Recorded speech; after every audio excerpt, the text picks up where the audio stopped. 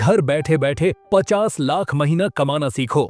अगर ऐसा हो तो कितना मजा आ जाए। न मान लो बिना किसी जॉब के, बिना किसी बिजनेस के आपको हर महीने एक फिक्स्ड अमाउंट मिले तो जिंदगी मौज में और भौकाल टॉप पे। मान लो आप कहीं दोस्तों के साथ लॉन्ग ड्राइव पे जा रहे हो और उसी टाइम आपको एक मैसेज आता है आपके अकाउंट में 50 लाख जमा हो चुके हैं, तो सोचो आपको कैसा लगेगा। लेकिन यहाँ पर सवाल तो ये आता है कि बिना जॉब या बिना बिजनेस के ये कैसे पॉसिबल हो सकता है। मतलब ऐसा कौन सा कंपाउंडिंग का रूल है जो हमें मात्र 7 या 8 सालों के अंदर रिटायर करवा देगा। यह सब जानने से पहले चलिए इस बंदे को सुनते हैं जिसने सच में ये करके दिखाया है। अपने कॉलेज के दिनों में राज अपने दोस्तों के साथ एक फ्लैट में रहा करता था। उसके 2 दोस्त थे, एक का नाम राहुल तो दूसरे का अजय था। वह एक साथ कॉलेज में पढ़ते थे। तीनों में बहुत अच्छी दोस्ती थी और तीनों पढ़ने में भी बहुत होशियार थे। ऐसे ही कुछ सालों के बाद अब कॉलेज खत्म हो चुका था। कॉलेज खत्म होते ही तीनों की नौकरी लग जाती है और तीनों अलग अलग शहर में चले जाते हैं और अपनी अपनी दुनिया में व्यस्त हो जाते हैं। अब राज का मानना था कि जो कुछ भी करना है वह आज ही करना है, इसलिए नौकरी लगते ही राज अपने शौक पूरे करने पर ज्यादा ध्यान देने लगता है। राज को सोशल गैदरिंग करना, रेस्टोरेंट जाना, अल्कोहल कंज्यूम करना, यह सब उसे बहुत पसंद था। अब 22 की उम्र में एक इंसान की 30,000 की सैलरी होगी तो वह थोड़ा बहुत तो एंजॉय करेगा ही करेगा। यह मानना था राज का। राज अभी दिल्ली में था क्योंकि राज को जो जॉब मिली थी वह दिल्ली में मिली थी, तो वहीं राहुल को बेंगलोर में और अजय को भोपाल में, क्योंकि इन लोगों को यहीं से बेहतर जॉब के ऑफर आए थे। अब राज अपने आप को पूरी तरह से दिल्ली के माहौल में ढाल लिया था। भाई की एक नई गर्लफ्रेंड भी बन गई थी। अब इसके बारे में आप लोगों को बताने की कोई जरूरत नहीं है कि जब किसी की नई गर्लफ्रेंड बनती है तो उसका बिहेवियर कैसा हो जाता है। जी हाँ, अब राज भी वही कर रहा था जो ज्यादातर लोग करते हैं। उसे दिखाना भी तो था कि राज पैसा कमाता है, और यह कैसे मालूम पड़ेगा? जाहिर सी बात है उसे यह दिखाना पड़ेगा। तो अब राज उसके सामने शो ऑफ करने लगा था। अब राज उसके ऊपर खूब पैसा उड़ाने लगा था। उसके बाद राज के पास जो कुछ थोड़ा बहुत पैसा बचता तो वो उसे अपने बैंक अकाउंट में रखना पसंद करता था। राज सेविंग्स के मामले में थोड़ा ओल्ड थिंकिंग का था। इसे बाकी किसी भी चीजों पर ज्यादा भरोसा नहीं था। अब 25 की एज में जब राज की सैलरी 50,000 के करीब हो चुकी थी, तब उसको उसके पिताजी ने कहा कि बेटा, एंजॉयमेंट तो ठीक है, लेकिन जो थोड़े बहुत सेव किए हुए पैसे हैं उनको एफडी में लगा दो। 25 की तक आते आते राज के पास कुछ 3 लाख की एक्स्ट्रा सेविंग हो गई थी। तब उसने अपना सारा पैसा एफडी में डाल दिया, क्योंकि उसके पापा ने उसे कहा था कि 10 साल में यही पैसा डबल हो जाएगा और वह जैसी लाइफ जीना चाहता है वो वैसी लाइफ भी जी लेगा। अभी उसे गाड़ी खरीदनी थी, दिल्ली में अपना खुद का फ्लैट लेना था, हर साल नया आई लेना था, इसलिए उसने सेफ साइड खेलना पसंद किया। लेकिन 6 या 7 लाख में यह कहां पॉसिबल था। वहीं दिल्ली से 2000 किलोमीटर दूर राहुल की राज से बिल्कुल अपोजिट चल रही थी। 22 साल के राहुल का मानना था कि बेंगलोर जैसे महंगे शहर में बिना बचत और इन्वेस्टमेंट के बिल्कुल भी काम नहीं चलेगा। अब क्योंकि उसको बेंगलोर में 43,000 की सैलरी मिल रही थी, जिसमें हाई चांसेस भी ज्यादा थे, तो राहुल ने पैसा उड़ाने की बजाय सेविंग्स और इन्वेस्टमेंट करने का डिसीजन लिया। राहुल ने अपनी 33,000 की सैलरी में एक रूल अपनाता है जिससे वह अपनी सैलरी को सही तरीके से मैनेज कर सके, और उस रूल का नाम था द 50-30-20 रूल, यानी 50-30-20 का रूल, जिसके अकॉर्डिंग अपनी सैलरी का 50% नीड में, यानी अपने जरूरी काम में खर्च करता था, 30% अपनी एंजॉय के लिए, यानी एंटरटेनमेंट और फन एक्टिविटीज में खर्च करता था, और 20% सेविंग्स और इन्वेस्टमेंट में लगाता था। अब 43,000 का 20% जो होता है वह 7,000 होता है। तो अब राहुल 7,000 हर महीने इंडेक्स फंड में इन्वेस्ट किया करता है। राहुल का जो गोल था वह यह था कि वह 12 से 13% का इंटरेस्ट रेट से एक अच्छा खासा अमाउंट सेव कर लेगा और एक फुल फ्लेज अमाउंट के साथ 25 साल बाद रिटायर हो जाएगा। तो अब आप देख ही सकते हो कि 25 साल बाद राहुल के पास कितना पैसा हो चुका होगा, यानी 2,22,000 की इन्वेस्टमेंट में उसे मिलेगा 1,42,00,000। अब राज अपनी लाइफ में सेट था, राहुल भी सही तरीके से सेविंग कर रहा था, यानी राहुल की लाइफ भी सेट थी। लेकिन इन दोनों से बिल्कुल अलग अजय का कुछ और ही प्लान्स था। उसका प्लान इन दोनों से बिल्कुल अलग था और अजय को सोशल मीडिया पर रहना इतना ज्यादा पसंद नहीं था। तो ये जब भी तीनों दोस्त वीडियो कॉल पर बात किया करते थे तो उन दोनों को लगा करता था कि यार ये अजय का ना कुछ नहीं होने वाला है, नहीं ये सोशल मीडिया ज्यादा का इस्तेमाल करता है, नहीं कोई ज्यादा शौक करता है, यह कैसे ऐसे रह लेता है। खैर अब 8 साल के बाद जब यह तीनों 30 के हो चुके थे तब राज ने डिसाइड किया कि चलो सभी दोस्त मिलते हैं, बहुत दिन हो गए एक दूसरे से मिले हुए। अब यह था कि कहाँ मिला जाए। तब राज ने कहा कि यार मैं नया फ्लैट लिया हूँ रेंट पर, तो तुम दोनों एक काम करो कि तुम लोग यहीं आ जाओ। अब राज ने दोनों को दिल्ली बुला लिया अपने नए फ्लैट में जो उसने अभी साउथ दिल्ली में किराए पर लिया हुआ था। राहुल और अजय दोनों राज के दिल्ली वाले फ्लैट पर पहुंच जाते हैं। अब तीनों दोस्त पार्टी साटी करने लगते हैं, खूब एंजॉयमेंट करते हैं। उसके बाद जब तीनों दोस्त शाम को बैठते हैं तो वह अब अपने अपने फ्यूचर की बातें करनी शुरू करते हैं। राज अजय से बोलता है कि भाई मेरा तो तुम लोग देख ही रहे हो कि मेरी लाइफ कैसी चल रही है, मैं तो अपनी मजे की लाइफ काट रहा हूँ और राहुल का भी हमें पता ही रहता है क्योंकि यह सोशल मीडिया पर काफी एक्टिव रहता है, इसकी भी लाइफ काफी हद तक सेट ही है। लेकिन भाई अजय तुम अपने बारे में बताओ, आजकल कैसी जॉब चल रही है और तुम्हारी लाइफ कैसी कट रही है। तब अजय कहता है कि हाँ भाई मेरी भी लाइफ ठीक ठाक ही चल रही है। तब राज फिर कहता है भाई अजय सब ठीक तो है ना, कोई दिक्कत वगैरह तो नहीं है और जीवन में कुछ बनाया भी है या फिर ऐसे ही कट रही है। अजय जो सिंपल सा दिख रहा था तब उसने बोला कि भाई मैं जॉब के साथ साथ एक ऑनलाइन बिजनेस पर भी काम कर रहा था और अब मेरा खुद का एक ई-कॉमर्स बिजनेस भी है और वहाँ से मुझे महीने का ज्यादा तो नहीं लेकिन हाँ 30 से 40 हजार मिल जाता है। तब उन दोनों ने कहा कि भाई जॉब का क्या है, वो कर रहा है या फिर नहीं। वहीं राहुल बोला भाई इन्वेस्टमेंट का क्या कुछ रिटायरमेंट के बारे में सोचा है कि नहीं। अजय ने बताया कि वह अगले 7 सालों में रिटायर होने वाला है, यानी कि जब हमारी एज 37 की हो जाएगी तब मैं रिटायर हो जाऊंगा। तब राहुल बोला भाई रिटायर कैसे होगा, तू तो अभी कह रहा था कि ऑनलाइन बिजनेस से 30 से 40 हजार कमा लेता हूँ, अगर तू जॉब छोड़ देगा तो इतने में काम कैसे चलेगा। मैंने भी रिटायर होने का प्लान बनाया है लेकिन मुझे तो 25 साल लग जाएंगे। तब इस पर अजय बोलता है भाई यह सब SWP का कमाल है। तब राहुल बोलता है भाई SIP तो मुझे पता है, मैं उसे कर भी रहा हूँ और रिसेंटली मैंने भी SWP के बारे में काफी सुना है, लेकिन यह आखिर है क्या और यह कैसे काम करता है, इसमें हम इतनी जल्दी रिटायर कैसे हो सकते हैं। तब अजय कहता है कि भाई SWP करने से पहले मुझे कंपाउंडिंग का एक बहुत ही अमेजिंग रूल पता चला जिसको फॉलो करके मैं अगले 7 साल में ही रिटायर हो जाऊंगा। फिर SWP मेरे लिए रिटायरमेंट का मैजिक दिखाएगी और इसी do 8 under 43 rule of compounding कहा जाता है। तो इस पर राहुल बोलता है भाई मुझे 50-30-20 रूल के बारे में तो पता है जिसे मैं यूज भी कर रहा हूँ, लेकिन यह रूल क्या है। तब अजय बोलता है कि देखो जब हम 22 साल के थे तब मेरी सैलरी 30,000 थी और मुझे पता था कि अगर मुझे अगले कुछ सालों में रिटायर होना है तो अभी से मुझे कुछ सोचना होगा। तब मैं जॉब के साथ साथ ऑनलाइन ई-कॉमर्स बिजनेस पर काम शुरू कर दिया और जब मैं 25 का हुआ तब मेरी सैलरी 45,000 हो चुकी थी और साथ ही मैं 20 से 30,000 अपने ऑनलाइन बिजनेस से कमाने भी लग गया था।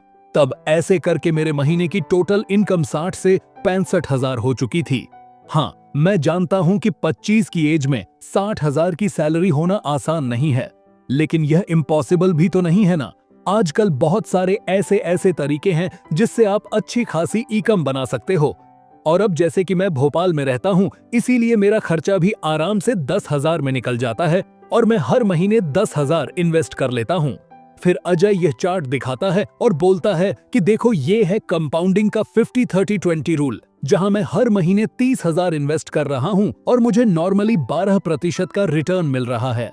अब तू देखेगा तो स्टार्टिंग के 8 साल बाद मेरे पास 50 लाख का कॉर्पस जमा हो जाएगा, यानी मैंने 25 की एज से इन्वेस्टिंग शुरू की है और 33 की एज में मेरे पास 50 लाख हो जाएंगे। तब इस पर राज बहुत इंप्रेस होता है और कहता है कि भाई यह तो सही है, तेरे पास अगले 3 साल बाद 50 लाख होंगे। तब अजय बोलता है कि अभी तो रुक, तुझे अभी मैं और इंटरेस्टिंग चीज दिखाता हूँ।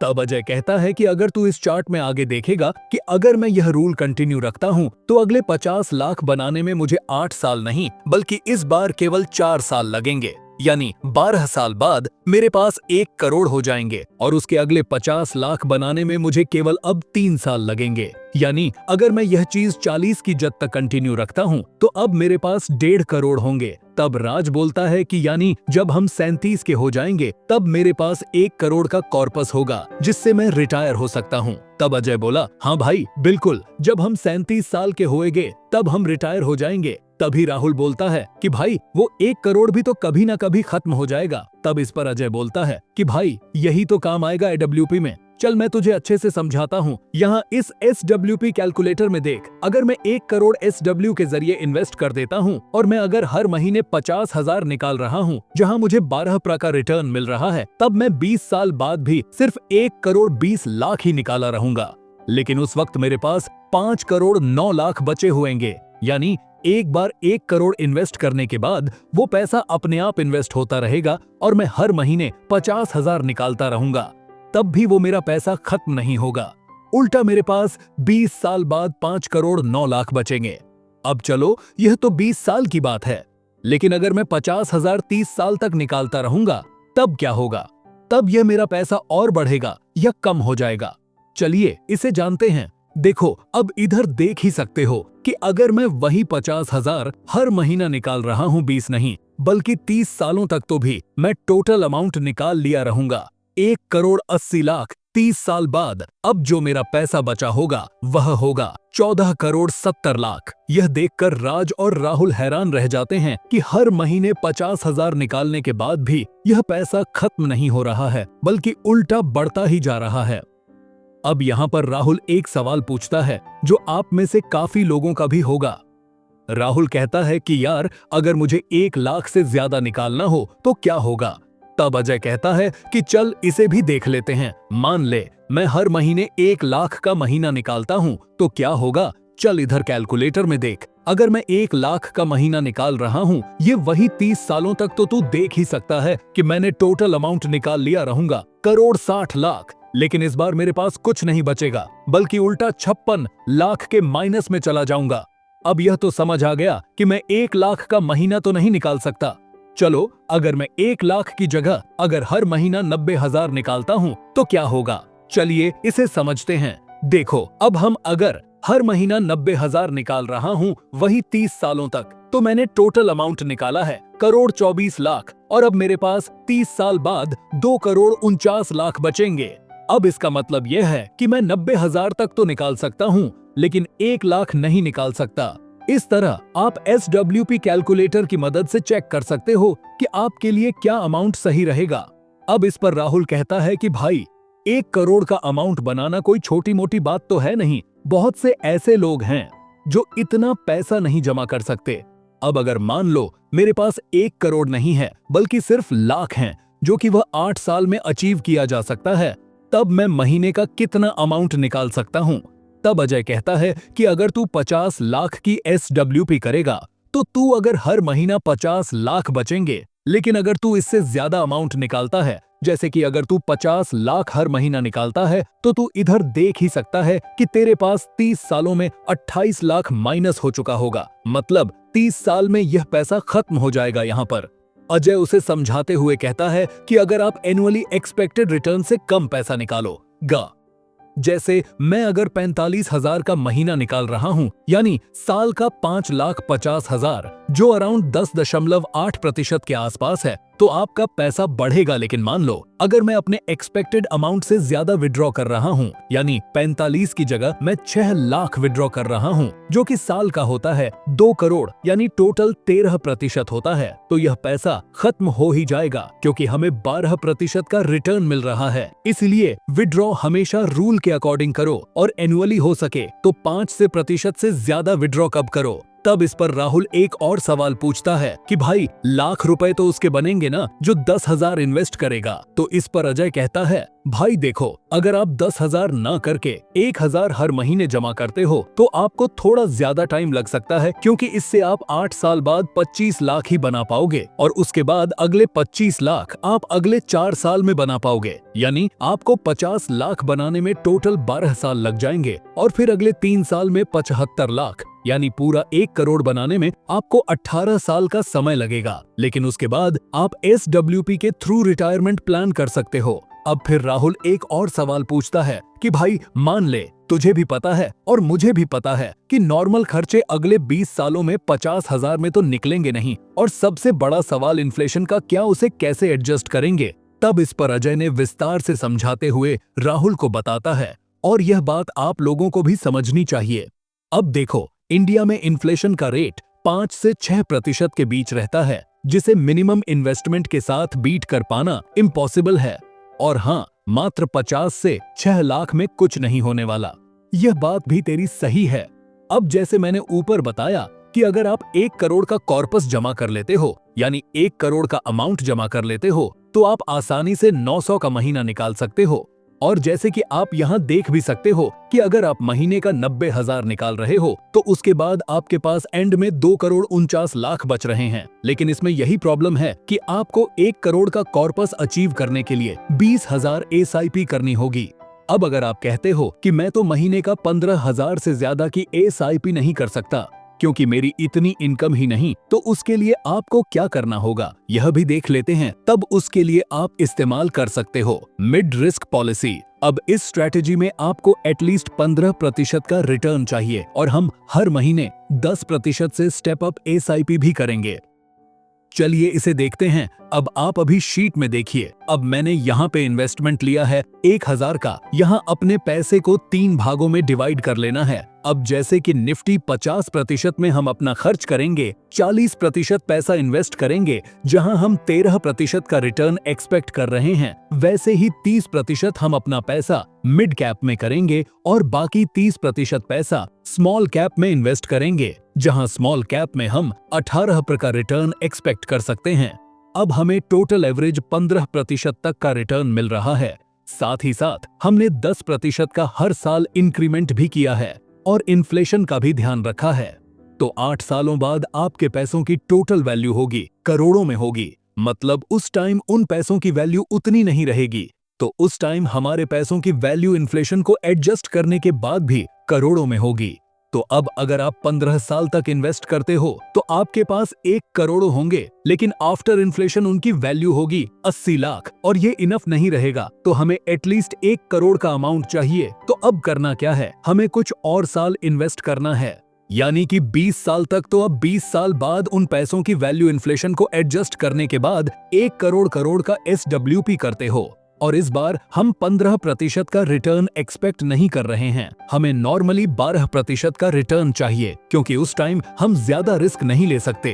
अब अगर आप 20 साल बाद 1 करोड़ का SWP करते हो, तो जहां आप हर महीने 1 लाख निकाल रहे हो और आपको 12% का रिटर्न मिल रहा है, तो 30 साल बाद आप टोटल पैसा निकाल लोगे 60 करोड़ 60 लाख, और आपके पास उस टाइम में बचेंगे 14 करोड़ 82 लाख। अब इसमें यही दिक्कत है कि आपको 18 से 20 साल तक इन्वेस्ट करना पड़ेगा, क्योंकि हमने केवल 15,000 ही स्टार्टिंग में SIP में इन्वेस्ट किया था। तो SWP की यही खासियत है। अगर आपको जल्दी रिटायर होना है, मतलब 8 से 10 सालों में, तो आपको कैसे भी करके हाई अमाउंट इन्वेस्ट करना पड़ेगा। आपको अभी से अपनी इनकम को लगभग 2 करोड़ महीना करना ही पड़ेगा, और उसमें भी आपको अगले 8 से 10 सालों में अपनी इनकम को बढ़ाना होगा। 10 सालों के लिए खर्चे बिल्कुल कम करने होंगे।